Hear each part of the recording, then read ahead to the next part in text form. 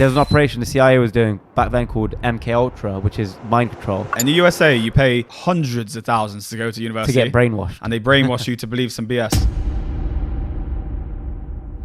Nice. Back with episode 20. EP 20. Subscribe and like. Nice, brother. Why don't you tell us where you got that from? And what's the story behind it? So we're just doing another EP on proving how to make money from start for anyone of any age. And we did another car boot today. Do you reckon we successfully proved it? Oh, yeah. 10 times over in 10 different ways. You had a crazy one, bro, with that. With the... Nice flip. The Segways. Yeah. And back in the day, Shiz used to sell these Segways. Why don't you tell them? Yeah, so the mad thing is we're in the car boot today, right? And before, just so I complete this, last time we bought an axe, and Sammy, I guess from Switzerland, he threw it against the wood outside and it snapped in half. So we went and swapped it out, and we got this instead. And yeah, so anyway, going back, we'll insert a clip of that as well. So going back to the Segways. Yeah. So a couple of years ago, actually, I was selling these Segways from Alibaba for 200 quid a piece or 250. Do you remember? Yeah, man, you were hammering them out. Half of Bristol had your Segways. Yeah, and I remember a lot of them, then there was a problem with the batteries and they became illegal. And I remember there was a guy who had a shitload of them and he couldn't sell them. Remember he was trying to sell them for like 50 quid a piece? Yeah, there was hundreds, wasn't there thousands? Yeah, thousands, like 2,000. Good markups, but they're hard to sell because they're illegal. That was it. Argos sent them back, wasn't it? It was a refused order from Argos. Mm-hmm. Yeah, me and Shiz were going to do a consignment deal on like £250,000 cost worth of them, but we could have sold them for like north of $1 million, but we couldn't get the deal over the line because they wouldn't break it. Oh yeah, we were down for it, weren't we? Yeah, we were trying to. We could have smashed us out of car boot, to be fair. I worked out that we were going to have like £500,000 profit. I remember I was spending it in my head back in the day, like, whoa, this is going to be crazy, but it all fell through. So yeah, today I saw 3 on the floor. Like, I don't know, at the car boot sale, you just got to spot good buys. You got to go to the stores where they got loads of mixed stuff and they're just trying to get rid of stuff. And it's not just a specialist. Because there's a lot of specialist people there. Like people just sell toys, people sell Pokemon, people who sell tools, people who sell watches, knickknacks. But this mixed up store anyway. I saw 3 Segways on the floor. I was like, hold on. Those are like high ticket items. I was selling those a couple years back for $250 a pop.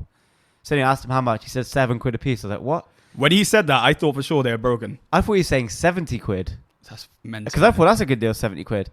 So yeah, he said that, and he had the ride-on buggy thing too, which are like 50 quid a piece. Had you ever seen that before? Yeah, I've seen some kids with Have it. you? But yeah, I've never seen it or used it. So anyway, went back. He goes, you want the buggies too? I was like, yeah, go on. And do they all work? He goes, yeah. 25 quid we got them for. I was like, That's 20 is mental. like 25 is the best I could do. Took them back. They're so heavy, we had to carry them in like 2 trips. Took them back. I had one guy here, he said 40 quid for one. He's like, The other guy goes, how many for free? I was like, look, 75. Quick flip. I reckon we could have got 180 if we done eBay, Facebook, but flip it on a day just to prove we can make money in a day. Bro, I can't believe they were working. That was such a steal. Yeah, sick. And you basically made 50 quid before the car boot even opened. Yeah, from walking from his stand to mine, 50 quid. That's crazy. Which we're saying like is loads of money, but it is for like 10 minutes work. You know what I mean? It is loads Especially of if you're 16, 17, 18. That's a bonus. Bro, kids need to be humbled these days. They think 50 quid's not a lot of money because the trainers that everyone buys are like 600 quid. But realistically, £50. I know that you can get jobs that pay more than 50 quid a day, but 50 quid a day's work. You know what? I would say is decent money, but you know what made me think it's not a lot today? Last night I went to Walk, which is a takeaway Chinese thing. You get a box about this big, full of noodles. Yeah. For 2 boxes of that, it cost me 30 quid. Shut up. And that's not even a meal. No sides, nothing. It's crazy, isn't it? With inflation, like, yeah, you can pour that money away real quick with food. You were saying, actually, in that podcast when we were with Ellis, that £1,000 a week doesn't go very far these days. Yeah. Not like it used to. I said that to you the other day. I used to be able to live off £1,000 a month. Now £1,000 a week, because like, you could do that easy if you wanted to. Yeah. You know? Inflation's through the roof. Bro, I tell you what I'm loving about these car boots is it's keeping my sword sharp with sales. I don't really sell very much. And now, like, getting back to it, it's like full-blown retail sales. Like, we're putting it really on people, you know? Yeah, I'm being real shameless with it. Like, where you're in Turkey or a country with a looky man. Like, come on, take it. Like, the woman's like, I don't want to try them. I was like, go on, just do it. It's free. Being real pushy. It's, like, good to have that sales confidence. It is. And like we were saying, bro, if we weren't pushing it like that, these sunglasses are the best line. And we're making the most money selling sunglasses. But if we weren't pushing it, there's no way we'd sell a fraction of what we're selling. Like, it's coming down to what we're doing is the reason it's selling. Yeah. So 13 pairs for 36 quid. You can't go wrong. 2 quid a piece almost, or 2.20, I think it was.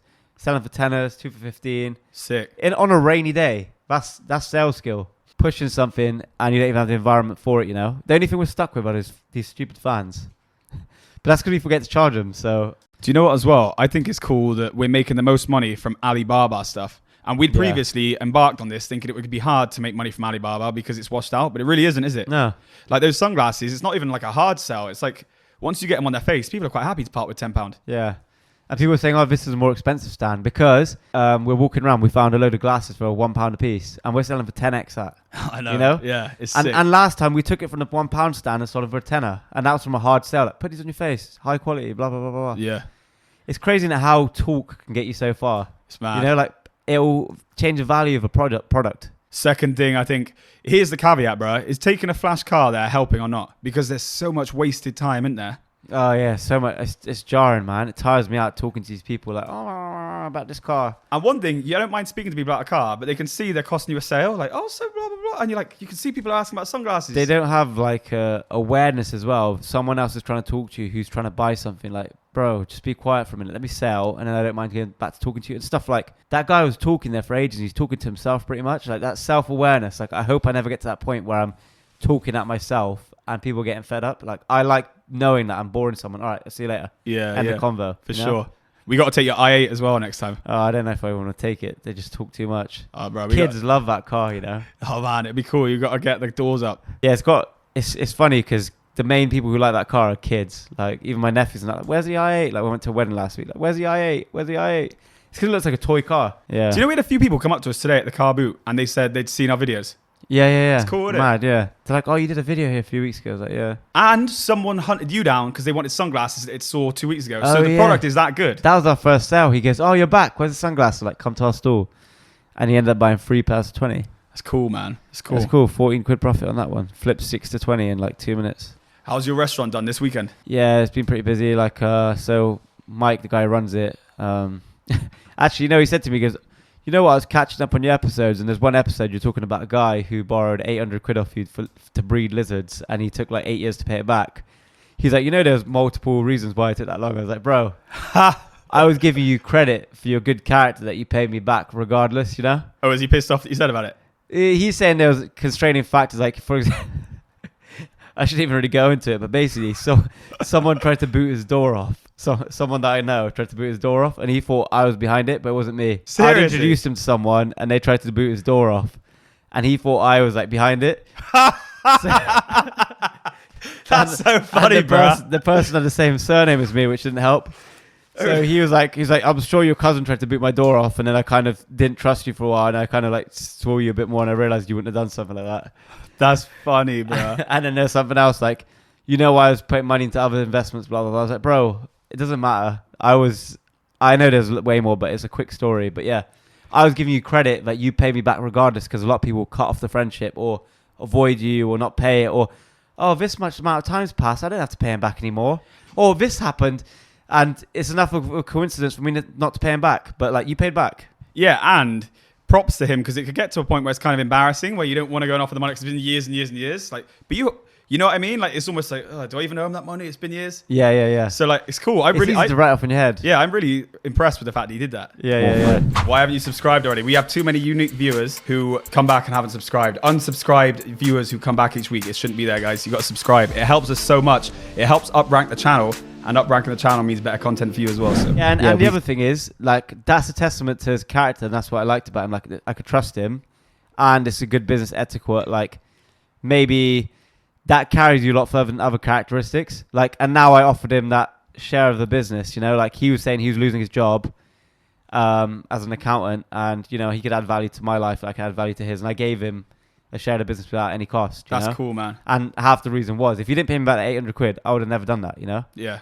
But because he did, that gave him the, you know? Definitely. Because you don't mind people owing money as long as you know they'll pay it back. Oh, yeah, he's keeping me in the loop. Like, yeah, I'll have something for you soon, transferring me 50 here, 50 there, you know what I mean? Whatever. But yeah. And you said he understands accounts and everything, so he can literally just tell you profit and loss on the spot, can he? So that's what I'm finding cool now, is that I could just literally, like I said in the last episode, limited company. I'm so busy working out. Is my marketing done correctly? Are we making money? Staff? Are we getting sales? Like, there's so many different aspects to a business when you're an entrepreneur and you're running your own business. Like, there's so many things, like your landlord, your cost of sales, supplies, keeping up to date with everything. Like, keeping your books is your last of your worries. Like, now I've got someone who's like on top of my books, and I can ask them, yo, how are we good for books? Oh, we made so and so this month. Oh, so far we're at 7k. Blah blah blah. I still need to run for this. It'll be a bit lower, but yeah, around 7k. So it's cool. That's you know? cool, man. It takes the whole like weight off your shoulders about that thing. Like especially on my last drama with HMRC. Obviously, I set up a limited company, so it doesn't matter. Yeah, Even if it goes down south. But yeah, it's good to have that.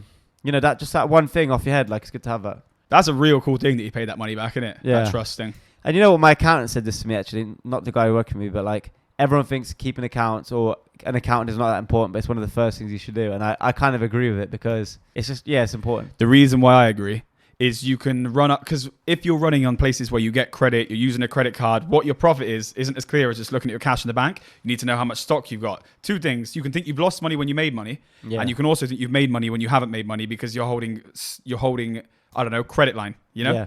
I'm real good with like, in my head, I'll be like, this cost us £1. We need to make £9 on it, you know? I'll be real good at stripping back costs. That's the first thing I did when I took this place over. So the last guy was struggling to run it, too much work. You're spinning too many plates, basically. So the first thing I did was strip everything down, make cost base. He was using bamboo boxes, like 10x the cost of the boxes we got now. He's doing smash patties. Again, 10x the cost of ingredients, 10x the preparation time. You need 10 times the amount of skill from like a staff. You know, so I stripped it all back to basics to bring down the cost, simplify it, speed it up. You know, like, I guess where I was going with it is all that's easy and getting the cost in, but sometimes stuff like materials and stock carrying over the next month, your credit card bills, all that stuff makes your accounts hard to keep up with, doesn't it? Yeah, it does. But I could do the basic, the gross, the net, all that stuff is on each product. I'll make it so I know, you know? Yeah, it's the same as me. I do I do a basic. I can always give a basic. I know exactly. Well, I know within. You know what you make on a product. Within 2% upwards and downwards, I know how much my company's making on a napkin, because it's kind of easy to understand. Yeah. But I mean, it's helpful to have an accountant who's able to just give you clear information, and someone also like Mike who's running it for you who understands the numbers, because most people don't understand numbers. How many times have you seen someone who's running a business, they really don't understand which way is up? They don't know if they made money. They don't even know if like, oh, is that my profit? Is it not? I don't know who I owe. And like, I remember I've spoken to some guys like, oh, I didn't think I had a good year last year, but it turns out I made some money. I'm thinking, how the hell did you not know you made money? Why did you need an accountant to tell you how to run a business? You run it like a drunk sailor. Yeah, that was kind of my last business because it was just so hectic. I didn't know what I was making. As long as I looked in the account, I've got enough to pay staff. I've got enough for ingredients. But I had no idea what I was making. But I was paying myself plenty, you know. So I was like, well, I'm making this much. You know, I'm taking £1,000 a week, whatever, and this, that, and the other on top. So cool, whatever. It is what it is. That stuff we were listening to earlier about BlackRock and Vanguard. So basically, to give you guys I don't know if you guys have seen the clip already, but you can go back and watch it. Is we were talking about how BlackRock, Vanguard, and what's the other? State Street. Yeah. So 3 companies own, was it 78 or 88? 88% of the S&P 500. And the S&P 500 is the top 500 companies in America, basically. They put them on this, it's called the S&P 500. It just tracks their performance. And they have introduced ESG score. And an ESG score, to guys who don't know, is it's basically rating a company on how humanitarian they are. And now this is the caveat, is they now put humanitarian in it as political issues, you know? Yeah. Like LGBT flag. Like, so this is why Bud Light have to do the Dylan Mulvaney thing, is because they have to be shown to get an ESG. Now, how mad is this? When they put the ESG up of Dylan Mulvaney, they had an ESG score of perfect. I don't know what it is. I don't know if it's 100 or 1,000, but whatever it is, it's perfect. When they apologized for the commercial, they deducted their ESG score. No way. Bear in mind, they lost 20 billion in market cap. They deducted the ESG score after they made an apology. So literally, BlackRock and Vanguard and State Street, they have controlling stakes in these companies. They have all these companies on board. You need to go with them or you're against them. And if you apologize for trashing your company, they will deduct you. In the end, we're just going to have to agree to all the crap that they peddle. That's what they're doing. Well, yeah, Larry Fink, the guy who's CEO of BlackRock, he says it on tape, like, we have to force change. Like, we can make people change because people won't change themselves. So we have to make everything equal. We have to make this. That's why they have these scores like Starbucks, where they got to hire like a certain amount of black, Asian, white employees. So people who are white, who are less skilled for the job, are not getting the job. But I don't believe in that. I think everyone should be equal, but we shouldn't be pushing it where someone who is less skilled is getting the job as someone who's more skilled. Yeah, it should just be equal opportunity. Yeah. And then the best person gets a job. Yeah, I understand how we got there, because before, people who were of colour, who were more skilled, weren't getting the job because of the colour of their skin. So what they've gone around is gone the other way and goes, we must give these people with this colour of skin a job, even if they're less skilled. But like now, it's got to a stage where we've got to be like balanced. This person is more skilled. This person deserves more reward. You know, they've got more skill. I actually think it's been hijacked now. Like, I actually think the people who were fighting, the real liberals, are offended that it's been hijacked the way it has now. Because a lot of people who would fight for these kinds of rights that I knew before are saying, this is not what I believe in now. They've hijacked it. Like I see people on podcasts and stuff. They say, well, I used to be a liberal, but I guess I'm right wing now because I just don't agree with what they're doing. Yeah. Do you know what I mean? Yeah, I think the problem is a lot of these companies are now, well, I think a lot of the people who are liberals are normally white, and now these white people are feeling disadvantaged, you know, when they were pushing that stuff. How crazy is this? A Chinese person has to score higher in a maths test to get into Harvard. Do you know this? Well, because they're better at maths, actually. Yeah, they are, yeah. Mad. Because they have, to make things fair, they have higher barriers to entry for races that are scoring higher. Well, I don't know about races, but in particular that race, yeah. That's crazy, bro. Yeah, that's mad. So, like, they talk about equality, and then you do negative equality because these group of people really go hard when they're training maths when they're growing up. It's not like they're even naturally born advanced in maths. They just it's just a cultural thing. Yeah, education strict is pushed more on parents. Asian communities. Yeah. All like, Asian communities. Very strict parents who are going to say, like, you need to learn the fundamentals, as they should, you know? Yeah, they're real big on, like, book education, aren't they? Yeah. So, they might not be street smart, but, book-wise, it's pushed at home. This ESG stuff is scary, isn't it? Mad, They innit? can force this. It's like economic suicide, this ESG thing for some companies. And talking of colleges, bro, that is literally the learning ground where they peddle all this stuff now. So now we send our kids to a college. The college, they come out as warriors for some BS agenda that we don't believe in as a culture, but they shouldn't believe in, but they're being sold it. It's a scary place now. Well, they've always done that. Like, if you look at the Unabomber, the guy who was on the run from the FBI and CIA for, like, I don't know, 30 years, I think, like, longest on the run. Like, he evaded the biggest, like, freelance agencies in the world for 30 years in America. How? Matt, he just, firstly, went to Harvard, so he's smart as shit already. But secondly, he was just covering his tracks. He was so smart. And he, guess what? He was targeting universities, industrial companies, like trying to reverse like industrial revolution. What is he then? If you explain what his fight was. So I'll tell you what the mad paradox is, right? He was tested on by like CIA, FBI, who whatever. is the Unabomber? So he was in Harvard. I'll start with what happened to him, how he became the Unabomber, right? He was in Harvard, right, studying, and he was a real bookworm. And he got real close to his professor, and the professor's like, well, let's do some studies on you. And there was an operation the CIA was doing back then called MK Ultra, which is mind control. So he was getting tested on, he was getting shocked, they're messing with him, they're probing him, doing all these things. Psychedelics? Yeah, psychedelics that people didn't even know about. They're spraying people in the street with LSD and stuff. Like, people killed themselves, people didn't know what was going on, like testing it on their own people. Mad. So, yeah, in the end, I think he became so anti-establishment after what happened to him. He just started sending bombs in the post to, like, universities, government organizations, like logging factories, trying to reverse industrial revolution. He sent a letter with them, and, yeah, it's mad. And why did he start bombing universities to take out his issues with them? Well, obviously, that's where they were pushing the change, you know, and that's where he was tested on. So he naturally hated them because they're pushing this whole revolution, this whole change of thoughts, like where we're heading to. Picture that. In the USA, you pay hundreds of thousands to go to university. To get brainwashed. And they brainwash you to believe some BS. Yeah. That's where all these groups start, though, don't they? Like in uni groups, like Skull and Bones in Yale. That's where all the like presidents, they're all a member of Skull and Bones. That's so satanic. It's called Skull and Bones. So is Skull and Bones to do with Mason? Yeah, Freemasons. Yeah, they're all kind of like a part of the same band. And my understanding with the Freemasons is you don't even know what you're in until you're later in it, and you're kind of pot committed at that point, you know? So they induct you via like, oh yeah, we're here, community, back. We slap each other's backs, and it gets dark the higher up you get, you know? Yeah. So some low-level Masonic guys don't even know that it's Yeah, there's actually, do you know what? There's a Masonic lodge for sale in Bristol right now with 1,300 members. They're selling, it actually says Freemason Lodge. It's on Park Street. They're selling a lease to it, but they said there's 1,300 members, and they've got lodges on site. So there's like, they live on site, and there's a big community hall where they have meals together. Have you heard about this Bilderberg group, bro? Yeah, I heard about the Bilderberg conference and stuff, yeah. Before we start, is Bilderberg the hotel we went to in Luxembourg? In Luxembourg. Oh, no, that it's was in Holland, isn't it? Steinberger or something. So the Bilderberg conference, it started from Holland at the Bilderberg Hotel. Yeah. But they don't, the reason why it's cagey is it's not like the normal think groups, like the G20. It's one where they don't admit the existence of it. Yeah. They genuinely don't admit the existence of it, bro. Yeah, it's mad. That's what's scary about it. What's the other meeting that someone stuck into? That was a Bilderberg meeting, wasn't it? Alex Jones stuck into it, right?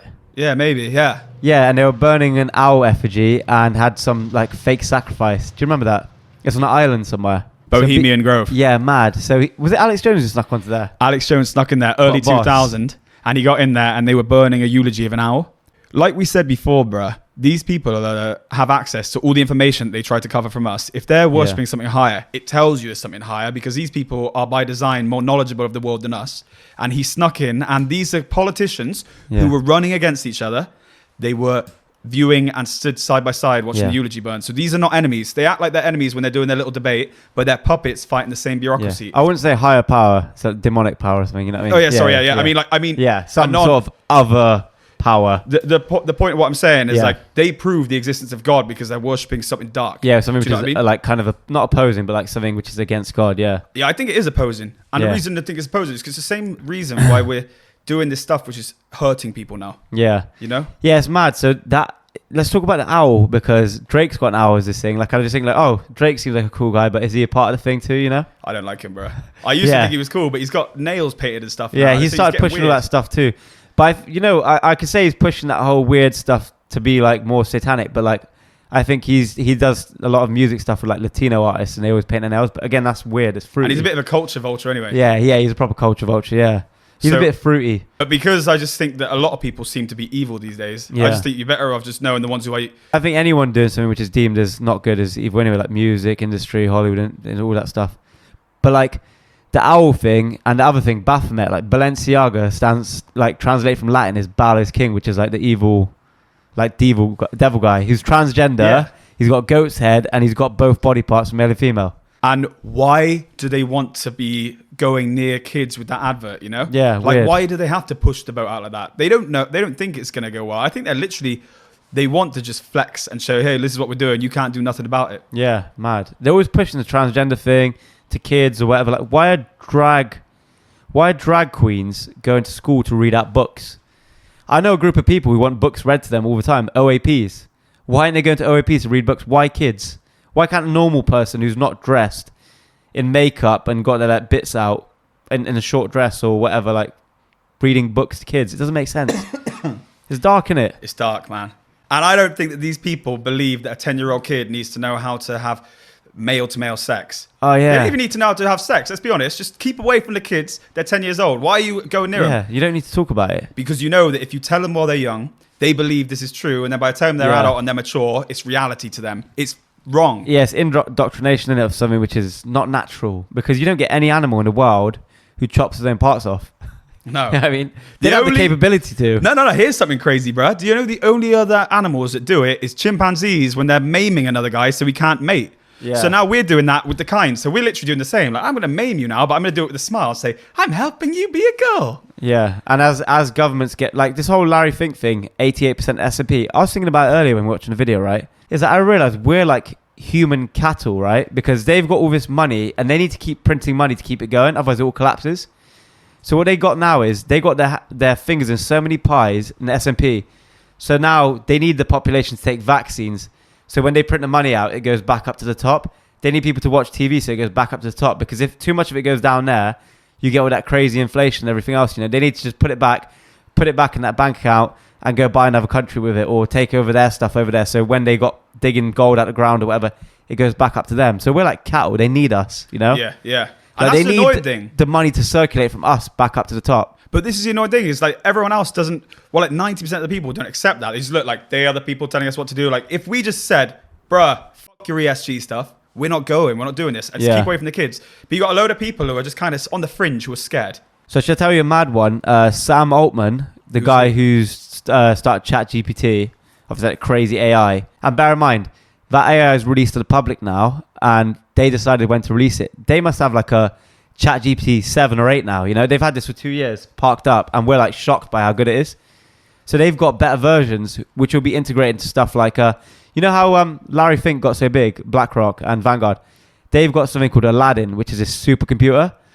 And basically what it did is anytime anyone buys stocks, like it's so quick, it'll like buy it before like front run transactions, or it'll buy this, buy that, buy this, buy that. Like, for example, there's a name, if she ever goes viral, she's a singer, but her name is the same as the ETF, right? And anytime she goes viral, like say she does something, does drugs, gets drunk, crashes a car, and it goes viral on Twitter, the price of that ETF or that stock will boom up because that Aladdin is just constantly watching all the news, and it'll buy it, you know, and then sell it. Like, it's crazy. It's mad. So going back to Sam Altman, so they must have some crazy chat GPT back there that we haven't released yet. But anyway, he's released something called WorldCoin now, right? Where because there's so much fake AI and deep fake stuff, like you can make a video of Joe Biden saying something, Trump saying something, it looks so real, it's hard to tell. Yeah. So basically, they're going around scanning everyone's retina now. They're offering you $25 or like $25 worth of tokens, and people are queuing up to scan their retina. That's bad news. So yeah, it's a bad news, but I can see the good point of it, right? It's deep fakes, yeah. There's no way to tell if Biden really said this or that, but if you have like a crypto account, which is a one of one, scan retina confirmation. This was posted by Joe Biden. We've scanned his retina. Bang, you know. The reason I think it's bad news is I think that they're corporate, and probably if they're not owned, they will be owned again by BlackRock, Vanguard, or State Street. Yeah. And on that basis, I think we should be holding back anything. Here's the thing, right? This is what people need to think about this 88%. So imagine they own the media, they own the guns, they own the pharma, and they own the banks. And then let's play a scenario that we're on CBDC. And now they say like, right, Scamdemic 2 has just hit, and we got Rona 2.0. Rona 2.0 comes, and no one wants to get juice in their arm because they think that it could kill them. So then no one does it, and they say, right, okay, no one's allowed to eat out unless you get it, and no one gets a passport. But now they have the added advantage of just going, press the button. You can't even shop at any restaurants or anything. And unless the correlates, they own all the companies. In the end, it's all going to be one. The bank is going to be linked to our farmer, going to be linked to everything. Yeah, and it'll be, you need to eye scan in here to pay. You need to eye scan in here. There's too much fraud. Oh, Russia's hacked our banks. You need an eye scan to make everything secure. So now you can't go anywhere without an eye scan. And here's the thing, bruh. Do you reckon it will get to a point where they're doing all the eye scans and stuff that we turn around and everyone's like, nah, I'm not doing this anymore? Or do you reckon we'll just get to a point where we're so deep, no one can even turn around and fight back because they can just turn you off, turn you off, turn you off? Yeah, I think it'll get so controlled. But my point was why I got to that Sam Altman bit was that they went to Kenya or Papua New Guinea somewhere. I can't remember what country it was. But yeah, they basically said, no, we're not being a guinea pig for your stupid trial, because they always start in these African countries because it's easy to do stuff. Because they're like, whatever, they don't have infrastructure. You could just tell them, look, we'll give you £1 million. We're going to scan your people. We're going to track this chip in your arm to make payments. We'll do this, that, and the other. So they turn around and say, we're not being a part of your like colonial experiment or whatever, you know, which is cool. So like one country's pushing back. A lot of African countries are pushing back now against Western sort of colonialism. Yeah, they banded together again. The African countries might be some of the people who actually stopped back. Have you seen what they did with the pipe? Yeah, Refusing the pipe from South Africa. So what's happened is because the West has got such a bad reputation in Africa now. Basically, the reason Gaddafi got killed back in whatever 2006, whatever, is because he said, I'm starting a new currency. It's backed by gold. All the African countries, we're going to band together. We're going to sell gold. We're going to sell oil for our own currency. What a coincidence. A year later, he's dead, you know? Yeah. Saddam Hussein started taking payments in euros for oil. Yeah, he took about $1 billion of payments in euros. Within a year, he's dead too, you know? So like now... Some coincidence. Yeah, so now we've got Russia's actually like the good guy now. Like Russia's got the Wagner group. They steamrolled for like Saharan Africa, which is not good because they're like a band of like murderers and rapists who've like teamed up with like, I don't know, like guerrilla groups or any insurgents who want to take back power of Africa. And they've got a guy now in Niger, which is where France get 1/4 of their uranium from. Like 1 in 4 light bulbs is turned on with uranium from Niger. Yeah. And now Russia's teamed up with this guy. They've taken it over, Nassat. And, you know, it's crazy. It's mad. And then now the other countries like Chad and stuff are like, oh, no, we're not interfering. We're not going to get the old president back in. We'll stick together. And Russia's like giving them a whole like new front. That Wagner group, he's best friends with Putin, and he turned on Putin, didn't he, for a day or two, started walking towards Moscow. But apparently Alex Jones reckons that the West are in talks with centralized Russia, trying to backdoor them. And Wagner has the whole time, the Wagner group, the guy who runs it, whatever his name is, begins with P, he's been saying that the West are trying to screw you, and he's basically telling Putin, they're trying to get screwed in the back door, you know? Yeah. And he thinks that maybe he was trying to make a point by going back and then did the U-turn. Yeah, so the day the Wagner group started marching towards Moscow was the same day where the Pentagon said they lost like another 10 billion or something.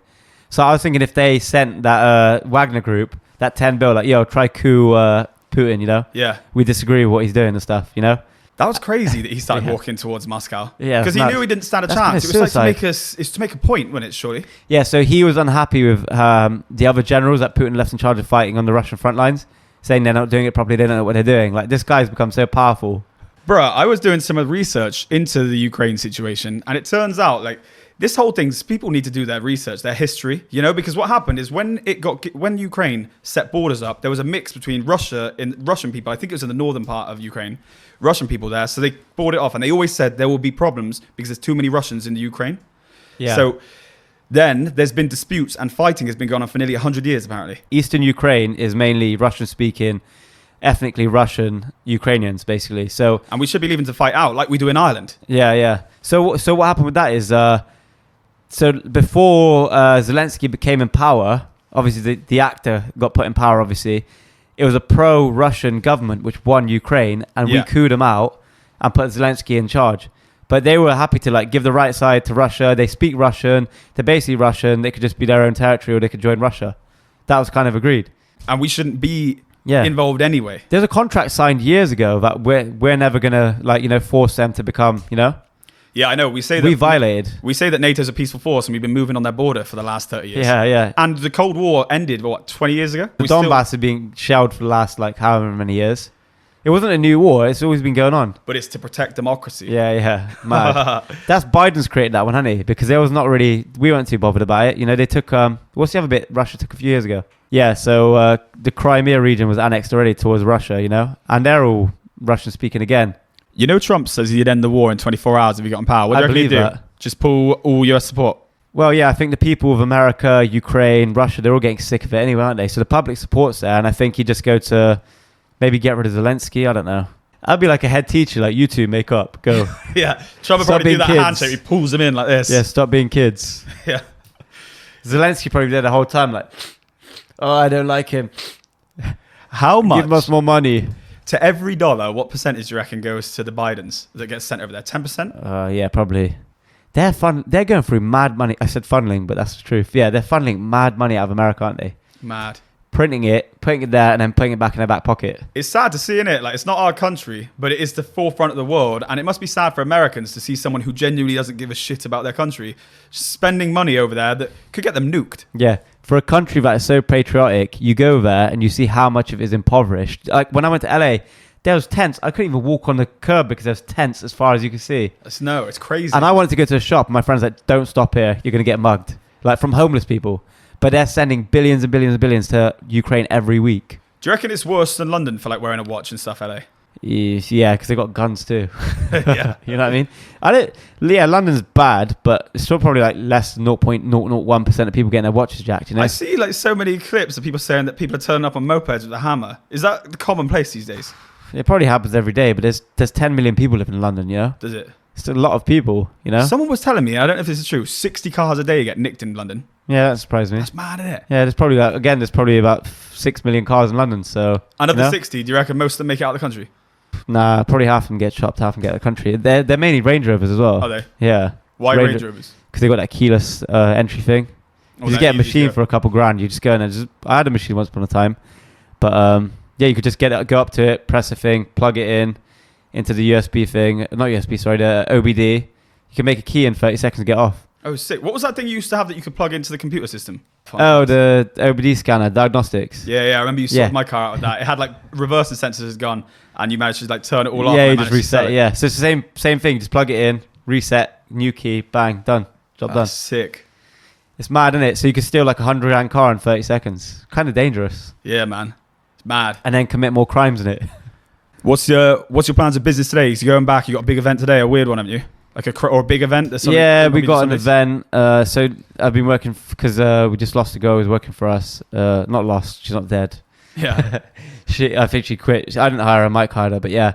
So Friday, Saturday, today I'm working. So last night I was working till 10, 11, went to bed, woke up for 5 a.m. to come to you. How many hours sleep? And 2.5 probably. Mad boss. Are you going to work after this? Yeah, I'm going to get hate for this now. Oh, you said you're going to sleep 8 hours and die. You're not a scientist. Here's just another couple of idiots telling you don't need to sleep. Throw away your health for wealth. It doesn't make sense. Bro, you're not dying from losing sleep a couple of nights a week. And you'll sleep when you need to sleep, you know what I mean? Yeah. I'll probably crash out in the week and have a nap and I'll be back to normal, Yeah. I haven't even got ill from it. When you're not sleeping enough when you start getting ill, colds and stuff. I saw a short from Mr. Beast, the way he sleeps. It's pretty cool. I don't know if this has worked for me, but he just works until he needs a day off. And he says it goes for about 10 days. And then after about 10 days, he's clapped out and he'll sleep for a day and then he gets back to it. That doesn't sound healthy. That doesn't sound that sounds like someone needs to comment on his stuff saying he should sleep. But you're subscribing to him and you're liking his videos. Yeah. I just said 8 hours is a rule of thumb. You don't always need it. I get back on 5, 6, it's cool. If I go to sleep at 12, 1 and I wake up at 6, I'll be fine. And I feel fine. I do think you can listen to your body as well. Like sometimes Bro, what happens completely. is you'll just be like, oh, I need to snooze. You just snooze it. Bro, like our natural intuition and our bodies tell us so much. Like you'll know when you feel tired, and even like, bro, stuff with like vegetables, right? Isn't it crazy? Like you cut a carrot in half, it looks like it's got circles like an eye, and carrots are good for your eyes, like the vitamins and minerals in there. And like for example, like bell peppers, you cut them, it's like shaped like a heart. A tomato's shaped like a heart. It looks like a heart valve when you cut it. But there's so many stuff which is like looks like the body part is good for, you know? All right, and this takes on to another good one. Do you reckon the pineal gland is real? Yeah, well, it is the gland. What do you mean? It has the third eye effect? The third eye effect. I don't know. It does something, obviously, and if it is getting genuinely blocked, I don't know. So do you reckon psilocybin is opening people's heads up? Do you reckon they're seeing something that is there that gives you the eye to be able to see it? I don't know. I think a lot of it's just like taking any drug, and people see hallucinations.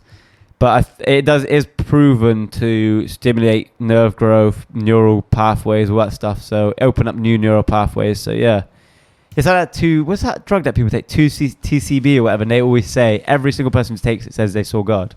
Yeah, DMT, and DMT is mad because it's in every living thing, and they can't work out what it does. In your lungs. Yeah. In your brain. It's in plants. It flows through grass. It flows through everything. Like, and there's a big release of it when you die. So it's like, oh, what is this thing?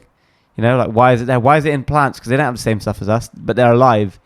The common denominator, anything that is alive, has DMT. It's like a God sort of like given particle sort of thing. And it could be our transition that God's given us to the next world. Yeah, it could be like your soul or something. Yeah.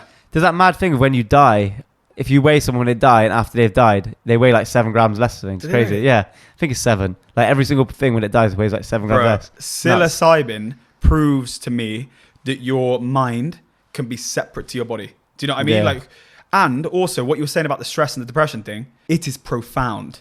The way that if you take that and then the next day, the way that you see the world after you've taken it is crazy. Like if anyone suffers from depression, they should seriously look into psilocybin. It's mad that it's a class A. Well, it's not even mad. It's a class A because it does all those things. Is like it cures class depression. A? Like, yeah, it's nuts.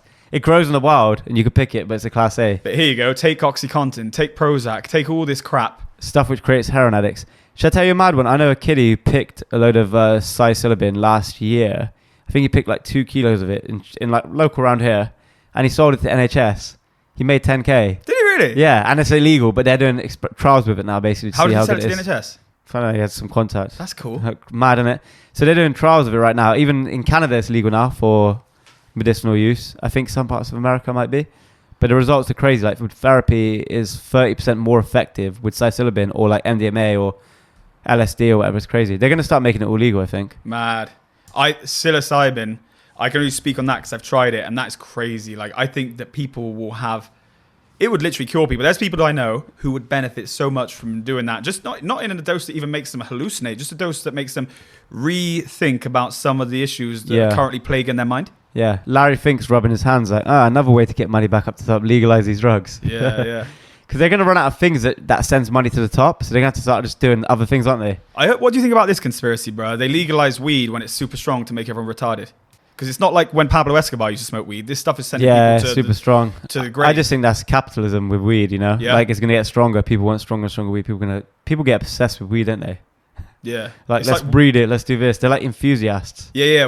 Of getting more monged weed out. And wine is like people are obsessed by both, aren't they? Yeah. Connoisseurs of weed and wine. Yeah. But that's because that's a common thing that people take. I bet there's connoisseurs of like heroin too. Yeah, I bet there is, bro. Like mixed up with that. That would be good. Oh, mate, you got that good smack. So, how's your business doing right now? Because every time I speak to you, it seems like it's kind of getting harder to make money for you. So this is the timeline of events, because sometimes we've done 2 podcasts on the same day. When I said business was bad, I had a bad May. I had a good June, good July. And then I had this fucker of a refund last week. Yeah. That's wiped out all of July's money and more. It is what it is. But you know what? It's fun. Life's fun. And I'm like, it's busy. So as long as you're busy, you don't have time to think. And I'm loving these podcasts. And I'm loving the car boot. Yeah. So what do you think of, as in for you overall, I'm saying, is it getting tougher to make money? Like stuff's getting more monopolized or what? It's harder to make money. I don't know if that's because I'm less creative than I was when I'm younger, but when I try to think of new ideas, it's harder. And I also see that people are spending less money. I see that we're coming to a place where like cars are starting to come down in price. Yeah. People are making less deals with us. Yeah. Yeah. We're getting ready to batten out the hatches, you know? Yeah. So, going back to my thing. So obviously I've been working every day and I've done this. I've had like doing up the house and all that stuff. Helping my mum do up my house. So I've been flat out busy like from morning to night every day. Like now, what time is it now? 2:30 by the time I'm back 3, 4. I've got to be ready for 5 to work again. And tomorrow, so I was trying to think of like what businesses like are recession proof, because I noticed it is getting harder to like make money from just general public things. But the one thing we know from like whatever conspiracy stuff is that stuff is getting more restricted, like more governed and more like, I don't know, like confined, right? So I thought, what are they going to do? Like they've got low emission zones, right? Yeah. They've got that, all those sort of things, controls, your MOTs and stuff. And I thought, what is a business that is always going to need something? Like we talked about last week, didn't we? Like healthcare, those sort of things, pharmacies, all these things that the government are putting money into or you have to do to appease the government. So this week I got this thing to get a license for MOTs. So I thought I'm going to start a garage and get like MOTs going and try to get like the biggest MOT garage or something like, or a chain or whatever going. Sick. That's a great idea. Yeah, so it's something that you always need, no matter how broke or how rich you are. And it's going to be more. The worse the climate gets, the more MOTs are going to have it out because they keep the used cars in recycle. Yeah. So that's a sick idea. When I used to rent out licensed vehicles, it was once a year they had an inspection with the council to rent them out to check they're fit for purpose and all that. And now they've changed it to every 6 months. So imagine that happens with MOTs next. Because these things always happen to the government first because they have full control. Yeah. So imagine it starts getting every 6 months. So now, you know, and every MOT garage I know is booked out. So I thought, that's a business where a lot of people aren't that savvy either. They're just like mechanics. Like my recent experience with mechanics, they were just like real slow. I thought, that's not really a competitive environment. It's like the gym thing, you know what I mean? Sick. When do you get the license? Probably a month or 2. So I got to go drive up to Birmingham tomorrow for 2 days training course. And after that, I got a test. I got to pass and stuff. So yeah. Epic, man. That'd be more cool. Yeah, so it's just a good backup to have. Like I was like, my mate did it basically, and he's like, you should do it too. I was like, yeah, I've done enough qualifications. I don't do stuff with. He's like, yeah, it's just another one. I was like, yeah, I guess so. It's a good backup. Yeah, definitely. Sick, bro. Yeah. Sounds like a good week ahead. Yeah. Anything else you want to conclude up? Tie up? Nah, just make sure you subscribe to the channel and like the video, guys. And also, if you're wondering what the hell all this is about, you need to watch the last episode, the car boot one. On just random stuff we bought. We bought some mad stuff. We take a Range Rover and a Lamborghini to the car boot sale. It's a cool episode. And you get to see us not just talking the talk, we walk the walk. Sweet. Nice one, B. Nice one, brother. Episode 20. In the bag. Nice. LFG.